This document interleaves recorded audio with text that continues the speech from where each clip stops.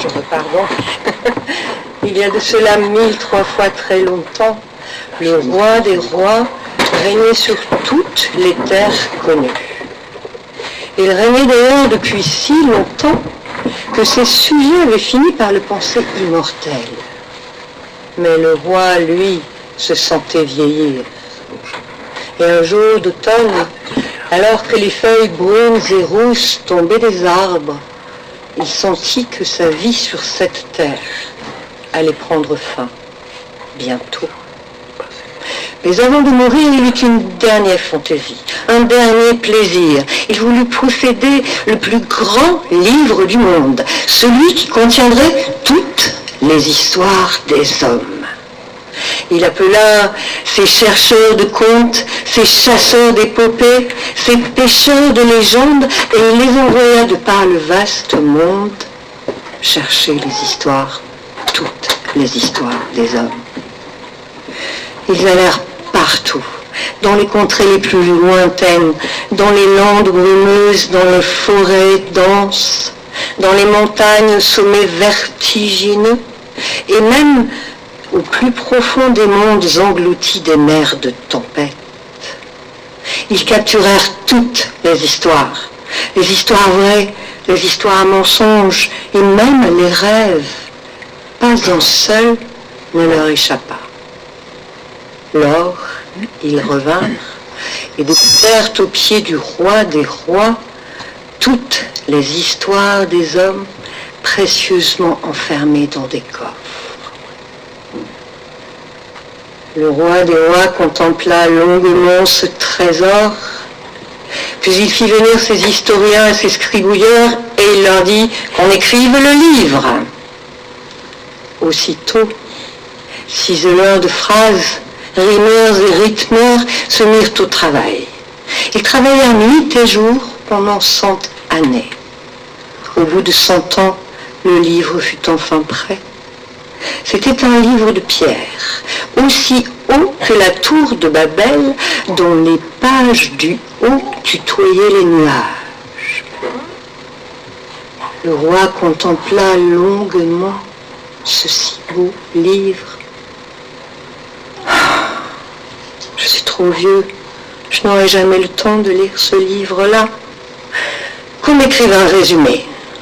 Lors, on alla chercher les compagnons résumeurs, les tailleurs de phrases, et ils se mirent à l'ouvrage, nuit et jour, pendant 10 années. Au bout de 10 ans, le livre fut enfin prêt. C'était un livre d'argile. Il était aussi haut qu'une cathédrale, mais le roi ne le savait pas parce qu'en ce temps-là, les cathédrales, ça n'existait pas encore. Le roi contempla longuement ce grand livre. Je n'aurai pas le temps. Qu'on m'écrive un résumé du résumé. Lors, on alla chercher les compteurs de mots et les grignoteurs de lettres. Ils se mirent à l'ouvrage pendant 1 année entière, nuit et jour. Au bout d'1 an, le livre fut enfin prêt. Il était fait de papyrus et il était aussi long que le fleuve du Nil, dont on dit qu'il n'a nulle source sur la terre. Le roi contempla longuement ce beau livre. Son regard se perdit à l'horizon, à l'infini et au-delà. Puis il soupira. Le temps m'est compté, je n'aurai jamais le temps. Qu'on m'écrive un résumé du résumé du résumé. Lors, on alla chercher en Chine et à Byzance, la lointaine, les chipoteurs et les coupeurs en 4 de poing sur les i. Ils n'avaient pas leur pareil pour faire des histoires.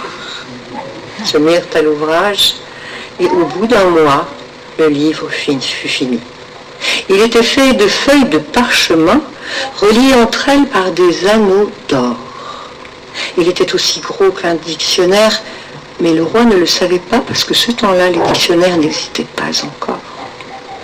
Le roi contempla ce livre, grand, beau, gros.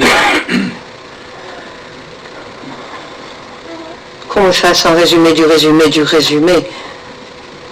Lors, on alla chercher le grand résumailleur. Il n'en existait qu'un seul à cette époque-là de par le monde. Il arriva avec son double sabre à trancher la parole, et il travailla nuit et jour pendant une semaine entière. Au bout de la semaine, le livre était enfin prêt. C'était une simple feuille de vélin pliée en deux pour en faire 4 pages. Mais dans la grande salle du palais, sur son lit d'or et de pierreries, le roi se mourait. Je ne saurai jamais l'histoire de toutes les histoires des hommes, dit le roi qui n'était plus là qu'un homme parmi les autres.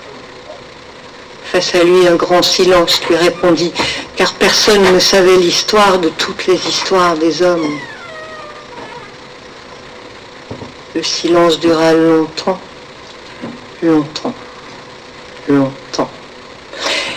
Et puis tout à coup, fendant la foule des courtisans, médecins et autres nobles de la cour, apparut un tout petit enfant qui se glissa au milieu de tout le monde. Au chevet du roi, il arriva, et dans son oreille, il chuchota.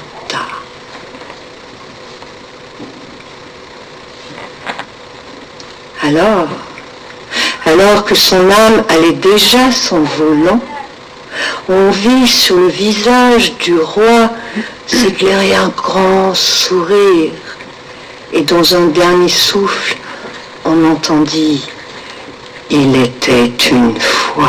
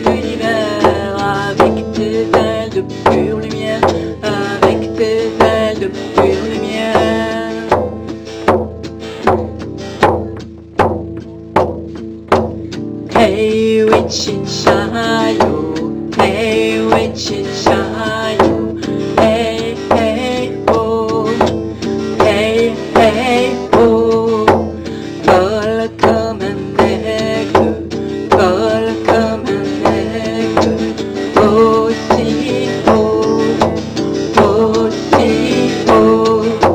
tout autour de l'univers, tout autour de l'univers, avec tes ailes de pure lumière, avec tes ailes de pure lumière.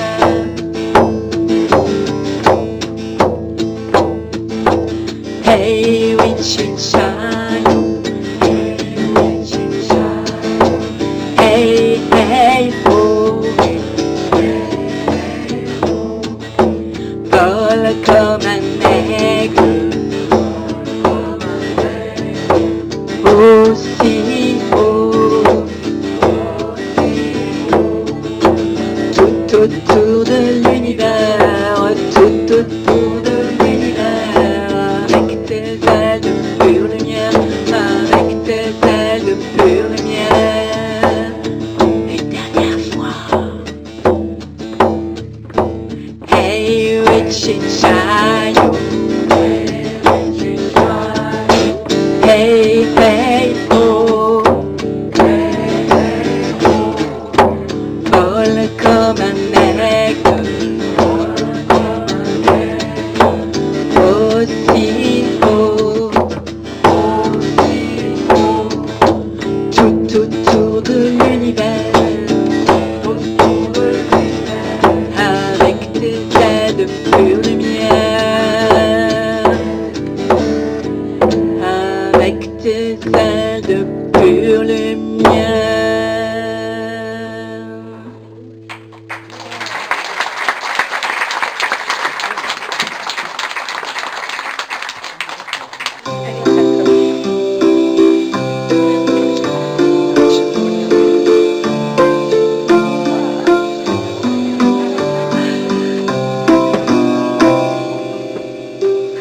Dans le temps d'il y a longtemps, le Père Noël gardait toujours pour la fin de la nuit une longue, interminable et mélancolique plaine de la vieille Russie. Les isbas se tenaient serrées les unes contre les autres sous la neige. Et s'il gardait cet endroit-là pour la fin de sa tournée, ce n'était pas qu'il craignait le froid, puisque là-bas, dans la vieille Russie, on l'appelait aussi Grand-Père Gel. La vraie raison, je vais vous la donner. C'est que plus profond de la forêt, la plus hargneuse, grincheuse et teigneuse des sorcières avait arrêté sa maison. J'ai bien dit arrêter, car si je vous décris la maison de Baba Yaga, ainsi s'appelle la méchante, vous comprendrez vite qu'il ne s'agit pas d'une maison ordinaire. Imaginez une chaumière, grimpée sur de vigoureuses, griffeuses et venimeuses pattes de poule, et vous aurez une idée de la maison. Et si en plus je vous dis qu'elle est capable de tourner sur ses pattes, vous comprendrez que ce n'est pas là une maison banale et que son propriétaire ne l'est pas non plus. Le Père Noël n'aimait pas Baba Yaga. Par 3 fois ce soir-là, il l'avait croisée.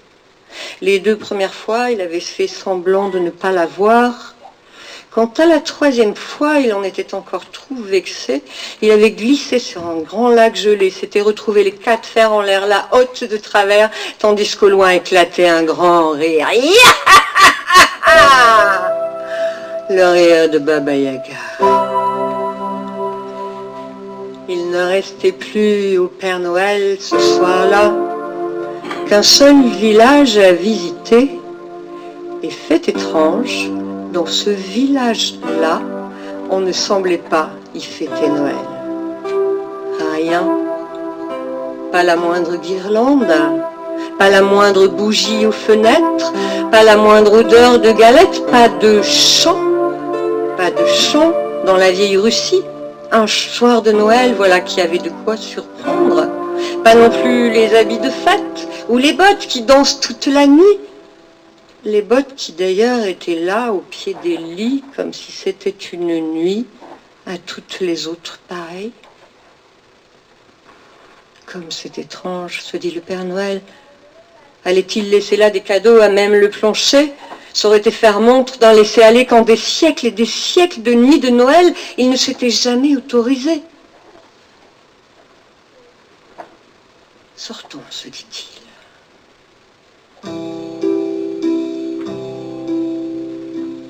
Tous les ans, revient pour lui le même problème. Pour lui, le Père Noël, le vrai, c'est que personne jamais ne le voit et ne sache à quoi il ressemble.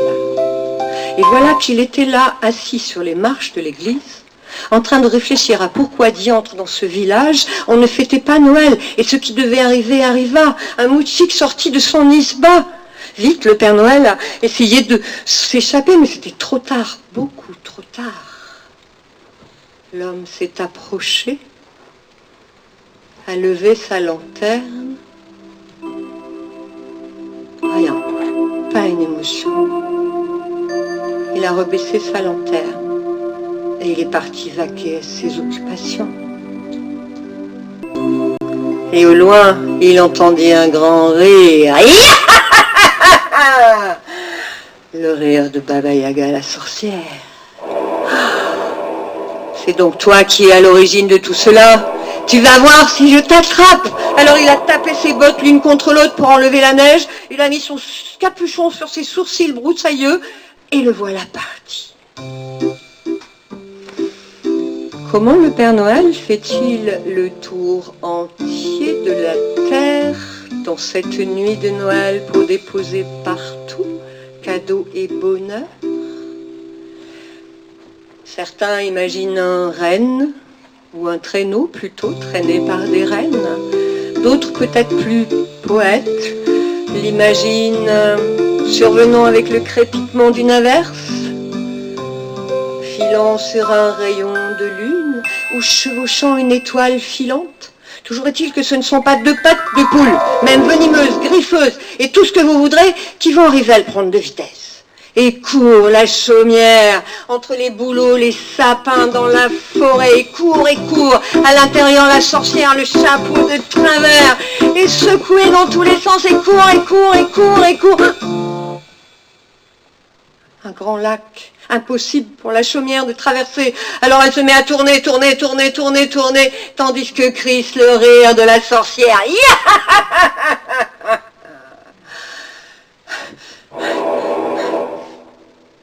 Alors, faire le tour de la Terre, c'est une chose, mais courir après deux pattes de poule, pour le Père Noël, c'en était trop. Qu'as-tu fait, ce village, Baba Yaga? Ce que je leur ai fait, je m'en souviens plus.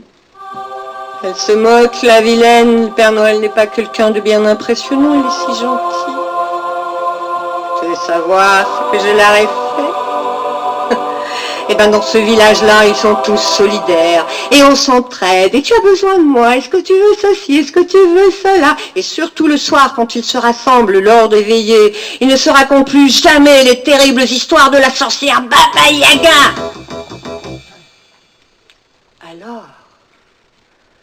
Alors, je leur ai ôté la mémoire.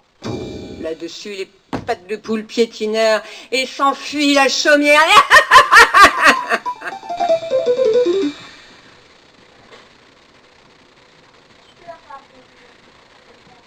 Elle leur a ôté la mémoire. Ils ne se souviennent plus de rien, de qui ils sont, de qui sont leurs amis, leurs amours. Ils ne se souviennent plus de leurs souvenirs, heureux, malheureux, de leur vie. Et là, Noël, il est désespéré, le Père Noël. Il ne comprend pas. Alors il va rester là. Il va rester là tant qu'au ciel brille encore une étoile. Il restera là. Et puis tout espoir perdu de finir la nuit s'en ira dans les lieux de mystère où il réside.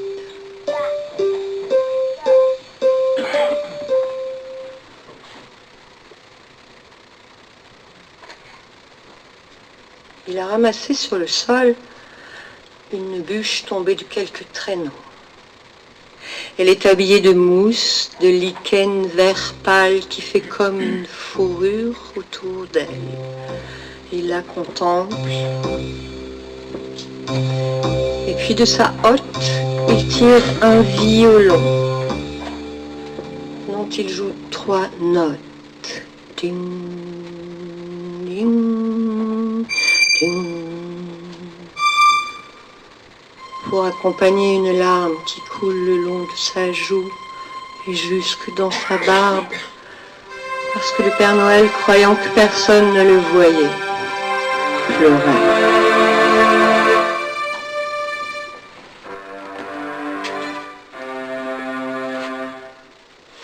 Igor s'en revient de Moscou.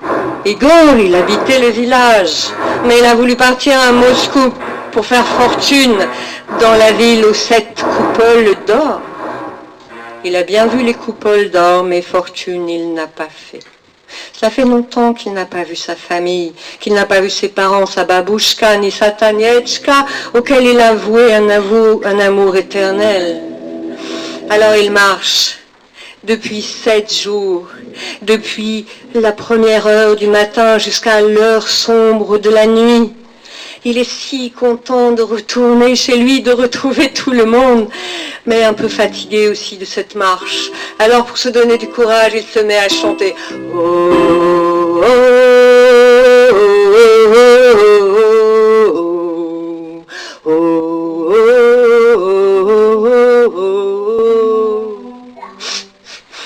Le Père Noël renifle pour mieux entendre, pour mieux comprendre. Et il entend et il comprend. Baba Yaga, à mon tour de te jouer un tour à ma façon. Tu ne savais pas que dans ce village-là, un des habitants ne subirait pas ton sort. Alors, sur la bûche ramassée, le Père Noël souffle 3 fois.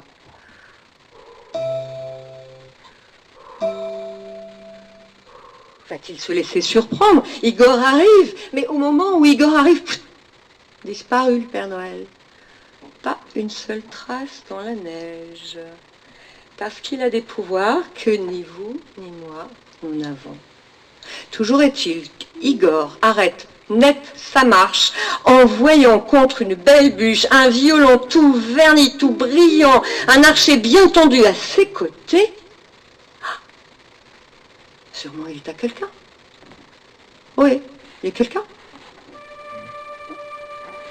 Je le prends.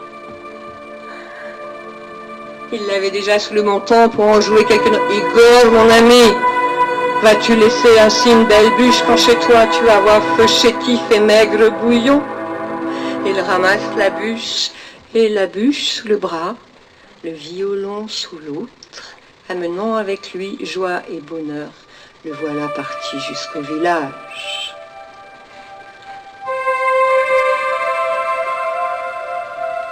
Il rencontre un bûcheron. Il le connaît depuis longtemps. Hey, Lev Sergeyev, tu vas bien?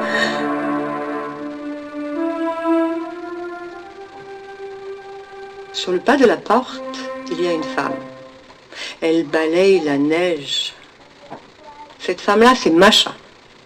Masha, elle a élevé tous les enfants du village, elle les connaît tous, et Igor aussi, forcément. Alors Igor est tout content, il se précipite. Hey, Masha, Masha! Je me souviens pas. Et toi, Anton Maximovitch? Et toi, Lev Sergeyev? Et toi? Et toi? Et... Je me souviens pas. Non, je connais pas. Là-bas, de l'autre côté du village, il voit une forme sombre s'appuyant sur une canne. C'est son père. Alors déjà, il est tout content, prêt à l'embrasser, à le prendre dans ses bras, à le serrer. Père, je suis de retour. je suis Igor, ton fils. Igor Stepanovich Teodorine. On voit bien que le père essaye de raccrocher les miettes de mémoire. Non, je connais pas. Alors Igor éclate en sanglots, tandis qu'au loin éclate un grand et aïe, celui de Baba Yaga. C'est Noël, se dit Igor. Je ne peux pas laisser ça comme ça. Il y a là-bas une grange. Alors il va chercher 4 fagots au bûcher de son père, 4 braises au fourneau de sa mère, et là-bas, dans la grange, il allume un grand, beau feu.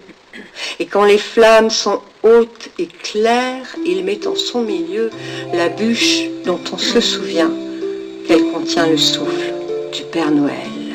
Et puis avec son violon, il va chercher tous les habitants du village. Et c'est tellement entraînant que chacun vient en dansant. Et autour du feu, il danse et il danse et il danse. Et au fur et à mesure qu'il danse, crépite le feu.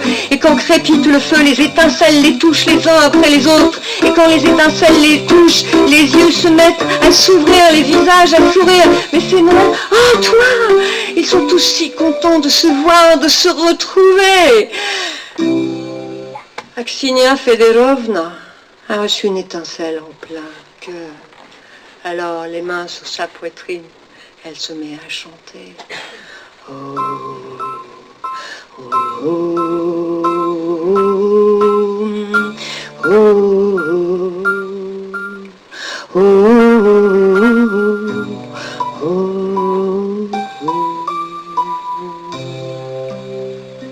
Là-bas, sous un toit, à l'angle d'une maison, le Père Noël a tout vu. Il se frotte un peu les yeux parce qu'il n'est jamais resté aussi longtemps. Et pour se donner un peu de courage, il se parle. Alors là, c'est une petite fille, je vais mettre une poupée, là, petit train, là je mets ci, là je mets ça, on va faire comme ça.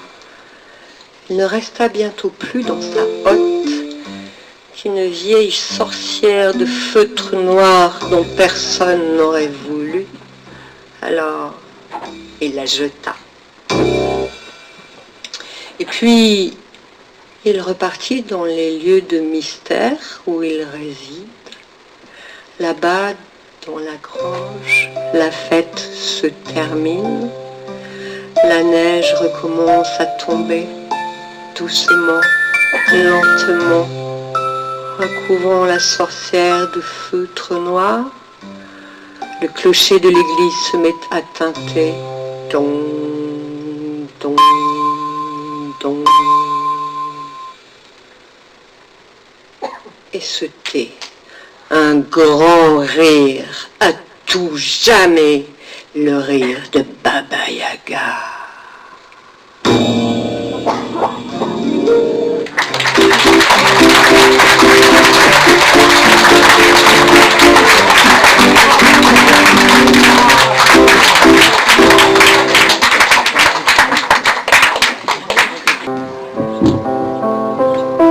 Bonsoir. La Carélie, est-ce que vous savez où se trouve la Carélie? Au Canada. Ça, c'est ma cabane au Canada. La Carélie est une magnifique région aux 1000 lacs entre la Russie et la Finlande.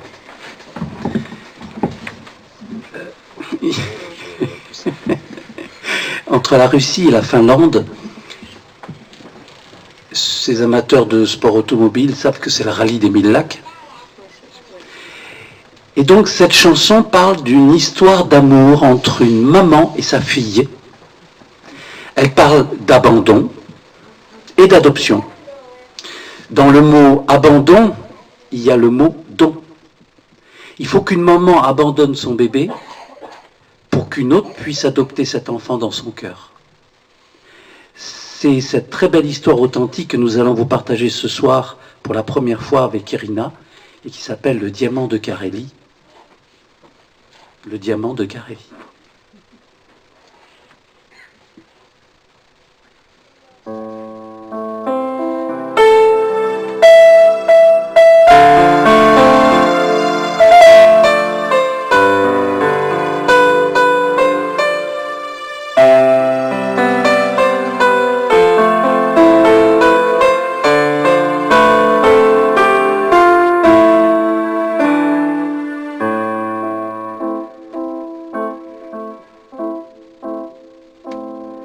Nous étions seuls dans la maison.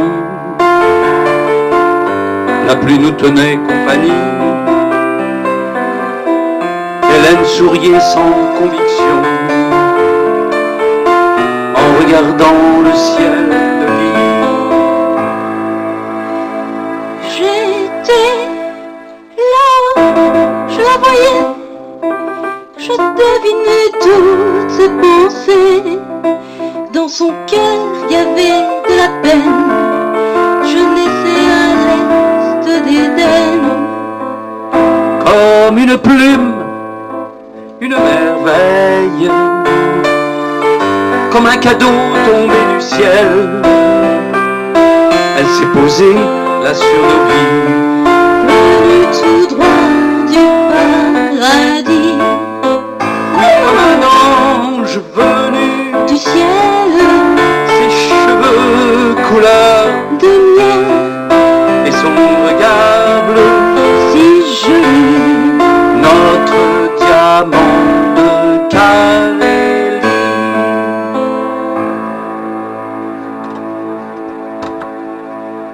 Au fond d'un triste orphelinat,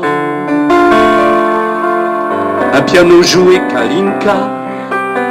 Elle regardait vers le plafond. Nous étions en délégation. J'ai ressenti au fond de moi, enfin comme une immense joie, à quatre pattes qu'un quart, je me suis jetée dans tes bras. Comme une plume, une merveille, comme un cadeau tombé du ciel. Elle s'est posée là sur nos vies, Venue tout droit du paradis, oui, comme un ange venu du ciel, des cheveux couleur de miel, et son regard bleu, si joli. notre diamant de Carélie.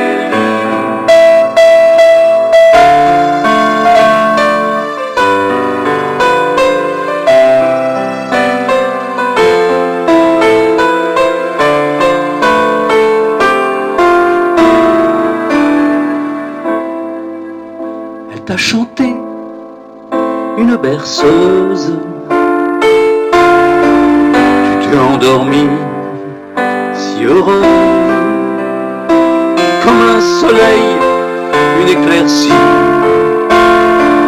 une fleur parmi les orties. Elle m'a rêvé, je l'attendais, enfin je l'avais retrouvée. Ma maman, venue d'ailleurs, je renaissais là dans son cœur.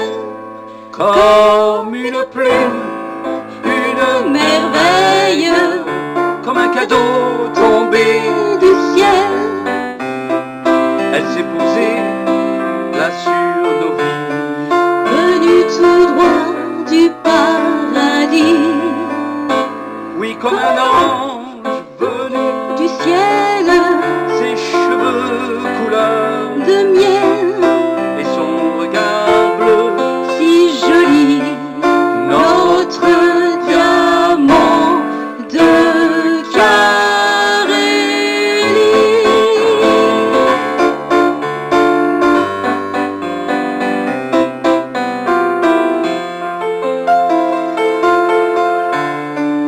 Venu tout droit du paradis.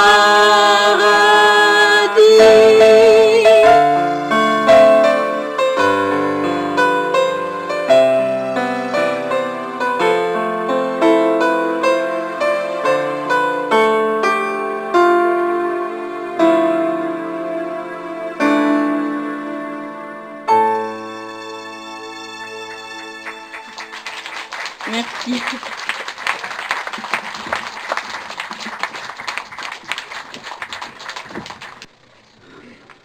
Donc après l'adoption, l'enfant grandit. Hein. Donc cette chanson s'appelle « Va où le destin te mène ». Elle raconte l'histoire d'un père et d'une fille.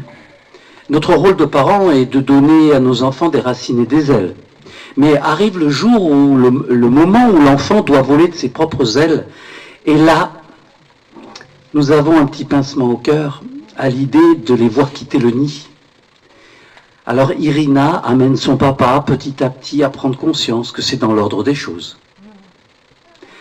Et elle l'accompagne avec beaucoup de tendresse pour qu'il lâche ses peurs et accepte qu'elle prenne son envol. Va où le destin te mène.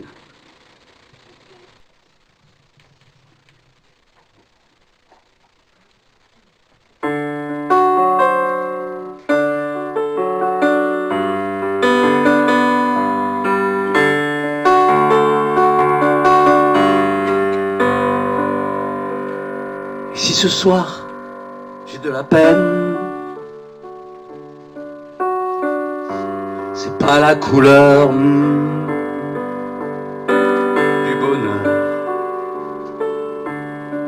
Le sang qui coule dans mes veines draine les sanglots de mon cœur. Tu m'as aimé comme une reine. Tu m'as protégé de mes peurs. Et même si je n'ai pas de haine, j'ai du mal à calmer tes peurs. J'ai du mal à calmer mes pleurs. Va, va, où le destin te mène. Je pars, où le destin m'entraîne. Si ton histoire vaut la peine, elle n'empêche pas la douleur. Tu as du mal à lâcher les rênes pour que je grandisse en douceur. Même pour toi, je veux tous les bonheurs. Ce sont tes peurs qui te freinent, le regard des autres ou la pudeur.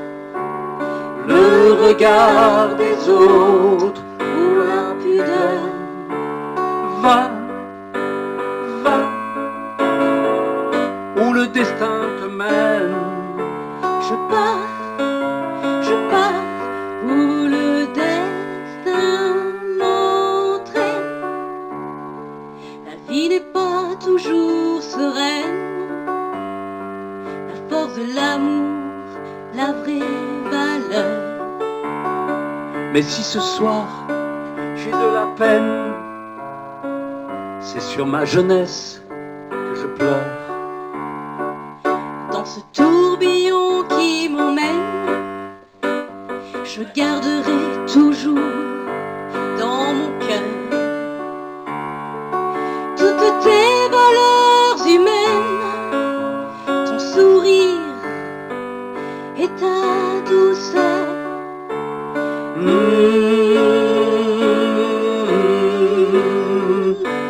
Ta douceur. Va, va, où le destin te mène. Je pars, où le destin m'entraîne. Va, va, où le destin te mène. Je pars, où le destin m'entraîne. Va, va, va, où le destin te mène.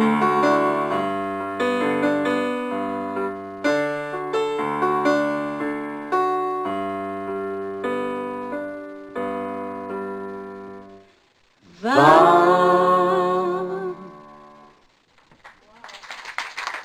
Merci.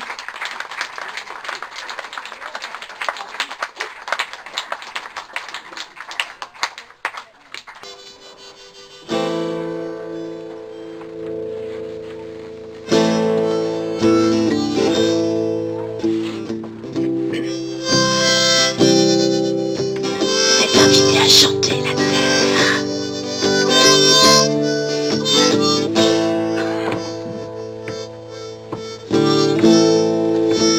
Peut-être même que vous allez carrément vous mettre debout.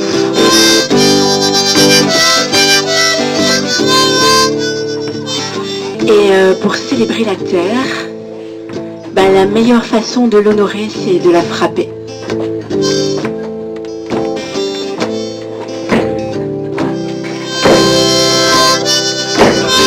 Avec les pieds.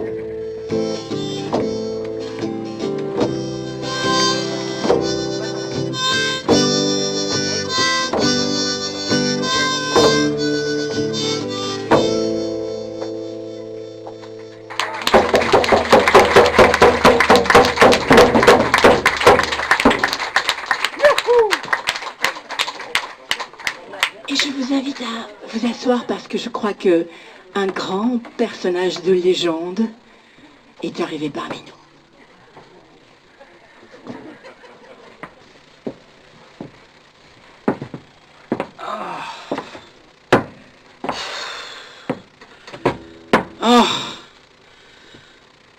Je suis bien content d'être arrivé. Gente dame, bonjour. Mes beaux seigneurs, pareillement.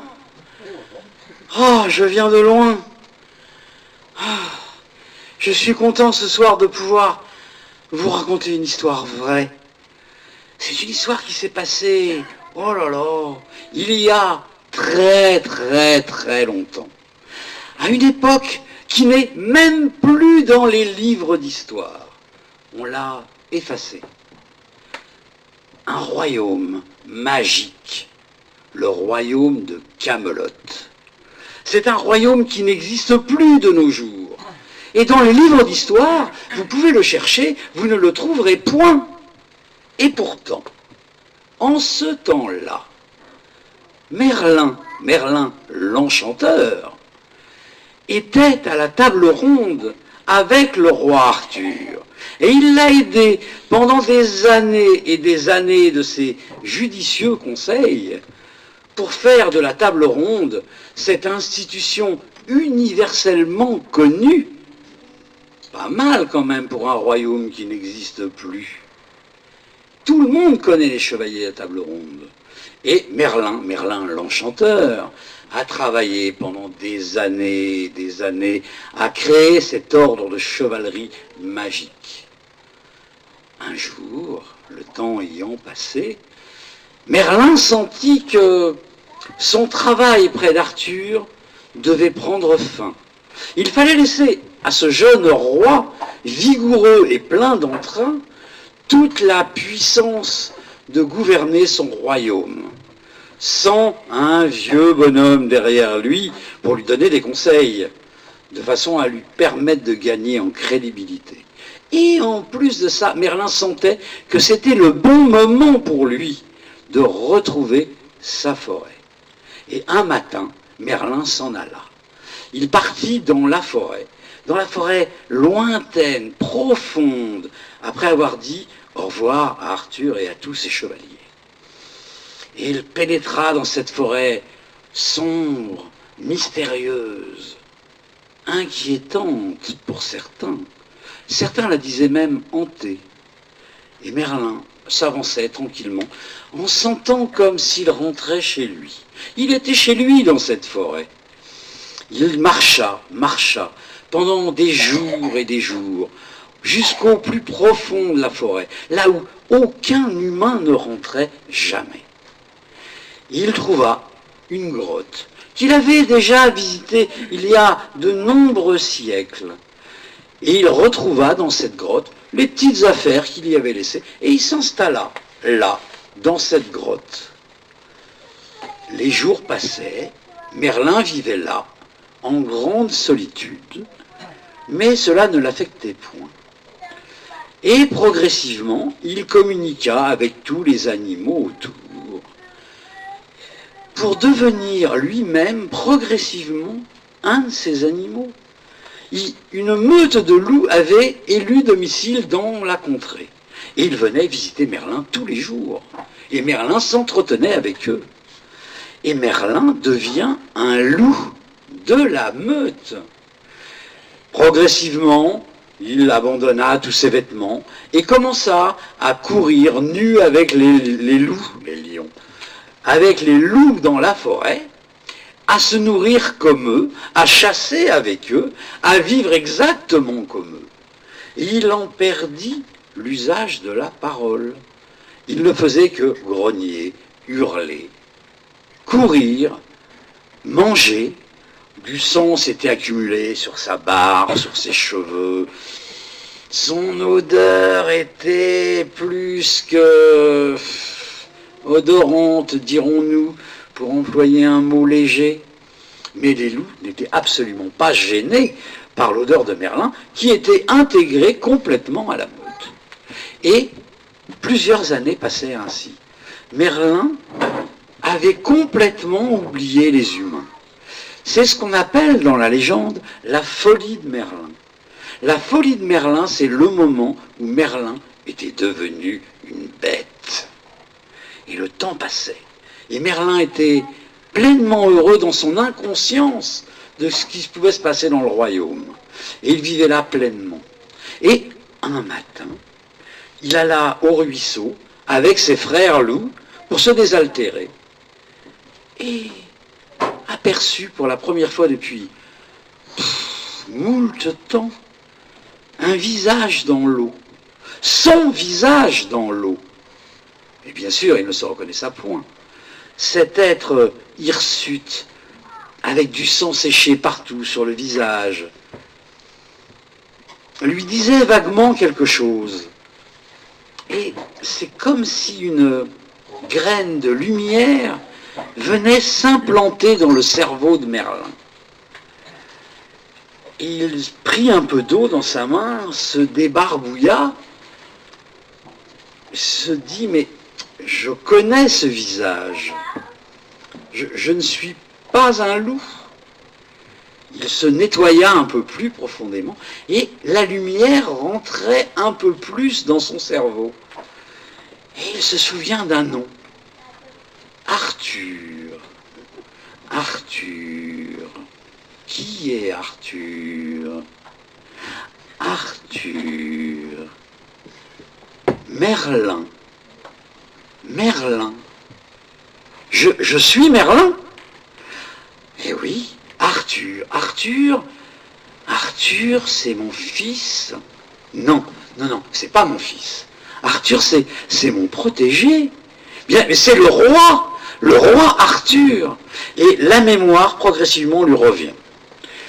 Il se redressa, se vit pleinement dans le reflet de la rivière et se débarbouilla complètement. Retrouva figure humaine enfin. Se dirigea vers sa grotte, retrouva dans un coin caché les vieux vêtements pleins de poussière qu'il avait abandonnés là, se revêtit avec et s'en alla dire au revoir à ses frères loups et se dirigea vers le monde des humains. Il marcha pendant très longtemps avant de enfin sortir de la forêt. Et plus il marchait, plus la lumière lui revenait, plus les souvenirs lui revenaient. Et il se souvenait de tout. Il était Merlin l'enchanteur, l'ami et le conseiller du roi Arthur, celui qui avait créé avec lui les chevaliers de la table ronde. Et il commença à se diriger dans le monde des humains. Il passa devant des bûcherons qui travaillaient. Quand ils virent cette figure monstrueuse, hirsute de partout, des cheveux pas complètement propres, avec un peu de sang, et surtout cette odeur qui l'habitait. Il n'avait pas vu un bain depuis la nuit des temps. Les bûcherons s'écartaient sur son passage, un peu effrayés, et il commença à passer devant une première ferme. Les gens, le voyant arriver sur le chemin, fermaient les portes. Il continua son chemin, complètement indifférent, pour arriver jusqu'au premier village. C'était jour de marché. Foule était sur la place. Il rentra tranquillement sur la place. Les gens, voyant cet individu bizarre arriver vers eux, ne prirent pas peur car il était seul et eux nombreux, mais était quand même un peu inquiet. Alors il s'écartait sur son passage pour lui faire place. Et Merlin avançait tranquillement, d'un pas sûr et assuré. Et on entendit une voix d'un vieux paysan qui dit « Mais ne serait-ce point Merlin qui vient là ?» Et là, certaines personnes le regardèrent plus précisément et dirent « Mais oui, c'est Merlin l'enchanteur, il est revenu, ça y est, Merlin est revenu, nos ennuis sont terminés !» Car effectivement, le royaume de Camelot était plongé dans la guerre. Le fils du roi Arthur, Mordred, avait levé une nouvelle troupe pour se battre contre son père. Et donc les paysans, malgré leur inquiétude à voir ce personnage un peu curieux quand même, se dire « Ah, c'est Merlin l'enchanteur, il est revenu enfin parmi nous, on va pouvoir gagner cette guerre. » Et là, il y a une vieille mamie qui arriva derrière Merlin et qui attrapa sa cape et qui lui dit « Merlin !» Je sais que c'est toi, Merlin, c'est toi, je te reconnais bien, moi, je t'ai bien vu plein de fois, je sais que c'est toi. Merlin, fais quelque chose pour moi, la vie est méchante, la vie est méchante, j'ai perdu mon mari à la guerre, et j'ai perdu mes 3 enfants à la guerre, fais quelque chose pour moi. Merlin, imperturbable, continuait son chemin, mais la vieille s'accrochait à sa robe, à son manteau, il disait, Merlin, Merlin, aide-moi, la vie est méchante, la vie est méchante, fais quelque chose pour moi. Merlin s'arrêta, se retourna vers la vieille et lui dit, écoute la vieille, tu vas monter dans la montagne, tout en haut, et quand tu seras arrivé là où tu ne peux plus aller, face à la falaise, tu vas crier ton désespoir à la vallée. Et tu vas lui dire que la vie est méchante, non mais sans blague. Et après, quand tu auras fait ça, tu pourras revenir et enfin, je t'aiderai. La vieille se dit, à mon âge, une course pareille, ça va pas être facile, j'ai mal partout, c'est haut là-haut, c'est très très haut. Mais elle se mit en chemin. Les gens la voyant partir se disent, bon ben, celle-là, la vieille là, on va pas la revoir, hein, c'est sûr. Elle s'engage dans la montagne, jamais plus on la reverra. Et la vieille montait par le chemin, montait dans la montagne. Et elle monta pendant 1 jour, 2 jours, 3 jours. Et comme elle était cabossée de partout, bah c'était à tout petit pas, et elle metta un temps incroyable pour arriver jusqu'en haut. 5 jours 5 jours. Et elle arriva enfin devant la falaise. Et elle se mit debout, bien près, et elle cria, « La vie est méchante! La vie est méchante! La vie est méchante !» Rien ne se passa. « La vie est méchante! La vie est méchante !» Et là, on entendit dans le lointain l'écho. L'écho qui lui répondait. L'écho lui répondait. Et la vieille entendit, « La vie aime et chante. La vie aime et chante. » En entendant cela, la vieille se redressa. Son dos tout voûté, tout crispé, se détendit et elle se redressa. Et l'écho continuait. La vie aime et chante. La vie aime et chante. Son visage se relissait, sa jeunesse revenait, et elle se sentait parfaitement bien. Et dans cet état, elle redescendit au village. Elle redescendit au village où les gens la virent arriver. Elle mit 1 journée, même pas pour descendre, car elle était pleine de vigueur. Et les gens la voyant arriver, avec ses vieux vêtements dans lesquels il avait vu partir, mais voir cette belle femme revenir, tout le monde était surpris. Il disait, mais c'est vraiment toi la vieille? Oui, oui, Merlin m'a guéri. Merlin m'a guéri, et maintenant, je vais vous guérir aussi. Et elle devient la guérisseuse du village. Et encore maintenant, de temps en temps, on entend la montagne gentiment. La vie aime et chante. La vie aime et chante.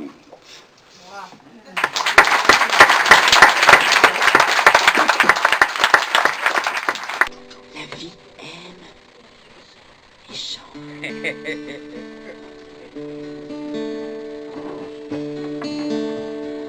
Je vous invite à chanter un mantra qui vient des enseignements Lakota et qui n'a pas de signification particulière, mais dans ses sons, dans la vibration de ses sons, ce mantra était chanté pour rassembler les peuples.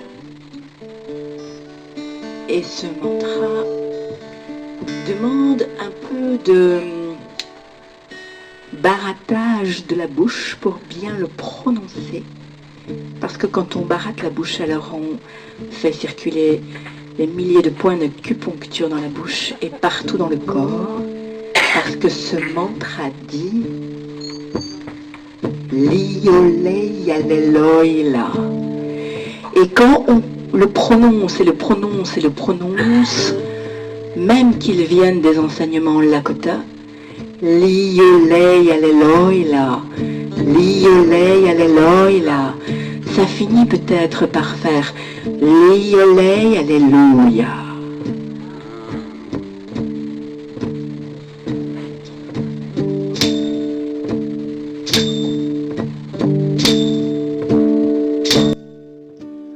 Liolei alléluia, liolei alléluia, liolei alléluia, liolei alléluia.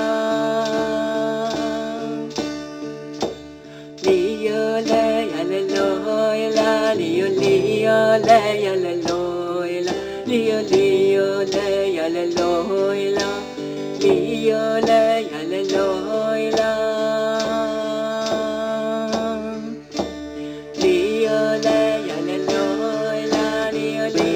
liolei alléluia,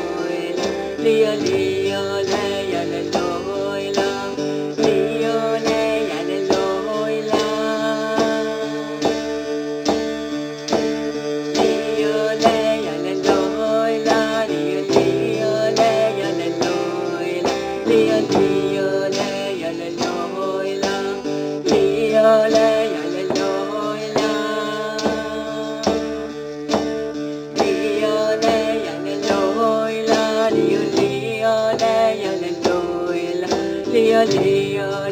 alléluia, liolei alléluia. Liolei alléluia, liolei alléluia, liolei alléluia, liolei alléluia.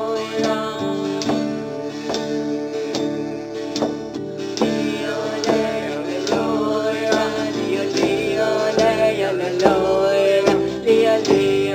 liolei alléluia, liolei alléluia.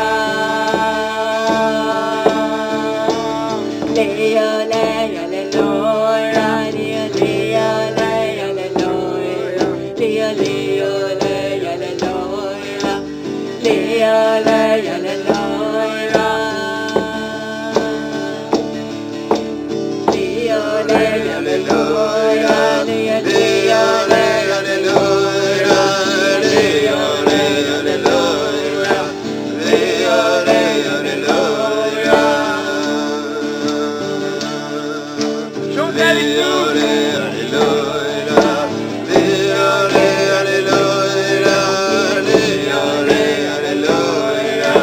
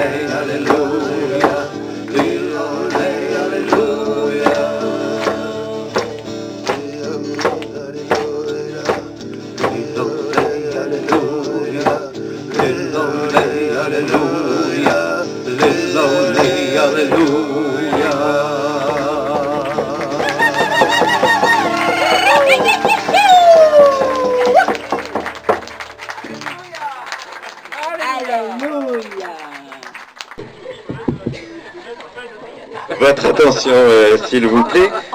Encore 5 minutes parce qu'on ne peut pas les laisser comme ça quand même. Ils ont fait un travail formidable ce soir, généreusement pour vous. Donc on souhaite vous présenter en premier, tout derrière, Claude au piano. Jean-Claude, pardon, c'est Jean-Claude, son nom complet au piano. JC pour les intimes. Accompagné d'Irina, la chanson. Oui, vous pouvez applaudir. Est-ce que tu veux juste rapidement, parce que je crois que vous avez fait une composition tous les deux, il me semble. Non, on était en train de préparer un album en duo. Il faut suivre tout ça sur les réseaux, vous pourrez retrouver tout ça. Ensuite, on tient à vous présenter Catherine Lachmi, alias Cathy pour les intimes, qu'on retrouve au salon dès demain, qui est là en stand. Avec Patrick à la guitare, dans un deuxième temps, voilà, qui la suit sur ces soirées voilà. Merci. Des concerts, on donne des concerts de chant sacré, donc de mantra du monde, et on vient partout où on nous invite à venir. Donc voilà, on est là, au service. Pourquoi pas. Je fais des concerts aussi en pop-rock acoustique, en duo, voilà, avec le groupe TWO. TWO. Sur Facebook, vous pouvez le retrouver. Voilà. TWO. Tout, on est deux. Ah yeah, ouais.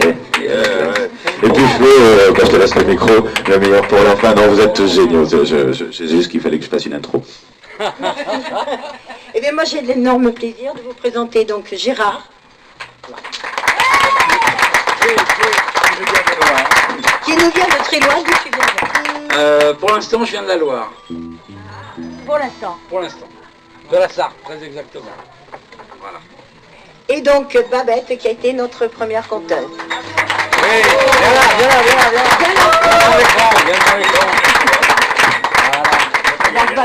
Donc Babette et Gérard. Alors Gérard, juste que vous pouvez suivre sur YouTube avec sa web TV, Planète Gaïa TV.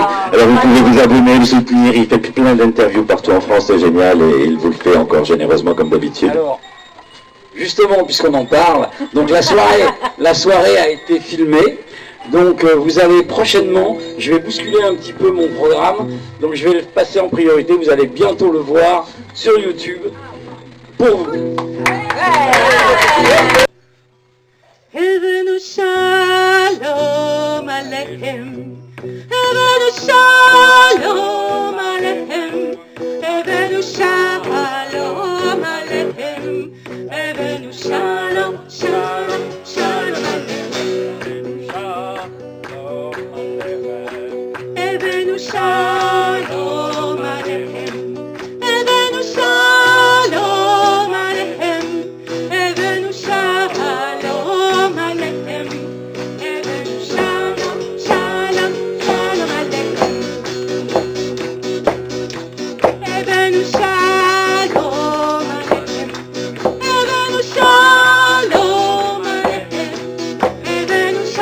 Heaven Shalom Aleichem, Heaven Shalom, Shalom, Shalom Aleichem.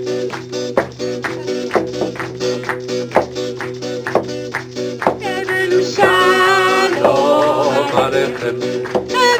Shalom Aleichem, Heaven Shalom Aleichem, Heaven Shalom Aleichem, Heaven Shalom, Shalom, Shalom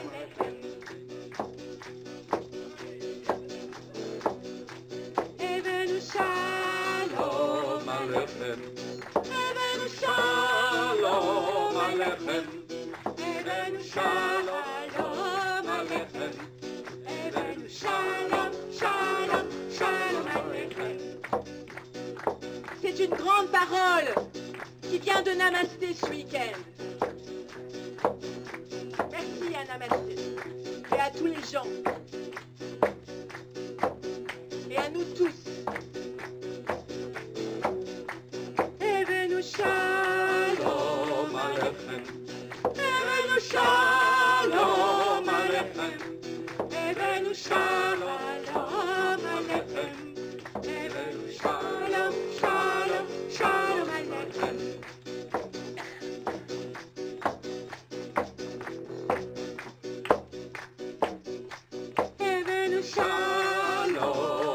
FM.